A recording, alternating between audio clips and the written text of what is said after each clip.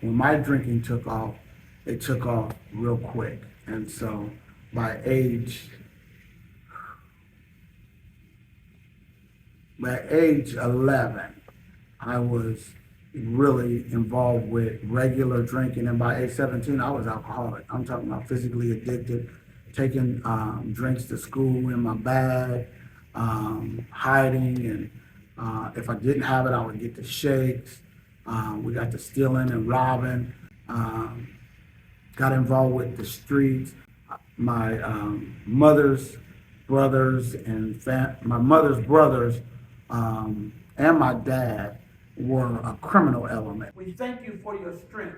Father God, we surrender and we submit to your will in this place.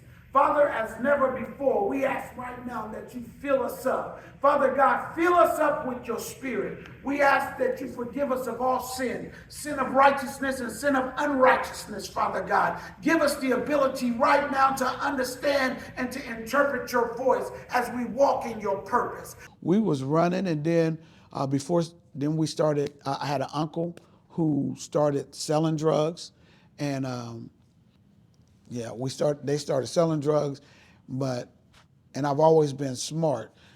I was in high school, strung out on alcohol and missing every other day. And they called me in to tell me, Miss Lindsay White, she called me in, said, "Hey, I've been sending the truant officer to come to the house." So, and I had gotten so good with my mother's signature, I don't even think they ever seen my mother's signature now that I'm thinking about it, and at the high school, because I always signed everything for me and my siblings because I was the head of the household. But we had to sign it in her name because we were still in her custody. And plus I wasn't old enough to do that. And so, but I was in my sophomore year, and I passed all of the final exams with A's and 1B. And then we were in this situation where they were still requiring me to come to school. And I remember it like yesterday, and I always tell this story. Miss Lindsay White, we was in this class, and she was going through the lecture, and she had sent there, and they was getting ready to put mom in jail and all this old crazy stuff about me not going to school. And so she was talking about the Hobgoblin, the Hobgoblin, the Hobgoblin. There's a book, and there's a character called the Hobgoblin. And I hadn't read the book, but I still had passed the test because I had a cousin who was bringing me homework assignments. And so I said, what was the Hobgoblin? I said, "Excuse me, I know that I probably should know this, but what is the Hobgoblin?" And she said, "Mr. White, the Hobgoblin is the equivalency of the 20th century boogeyman." And I went, boom!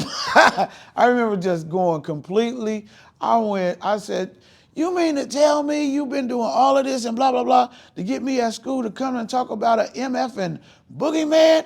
I ain't never believed in no boogeyman." And I mean, I was irate. I was cussing. Teachers came down the hallway. They kicked me out, sent me down to Mr. Rothel, and had me sign out of school at 16. And told me to take the paper home and have my mom sign it. I walked out of his office, signed it, and walked back in and laid it on the desk. And they signed me out of school. So robbing, stealing, hustling, selling drugs. I can remember being involved with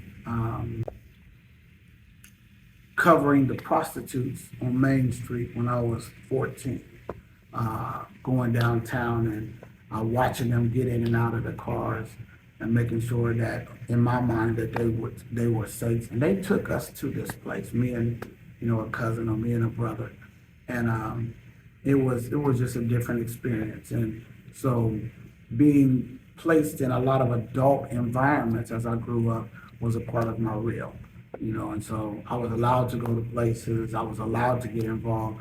And so when the drug use took off, my use wasn't as bad as the people that I was hanging around.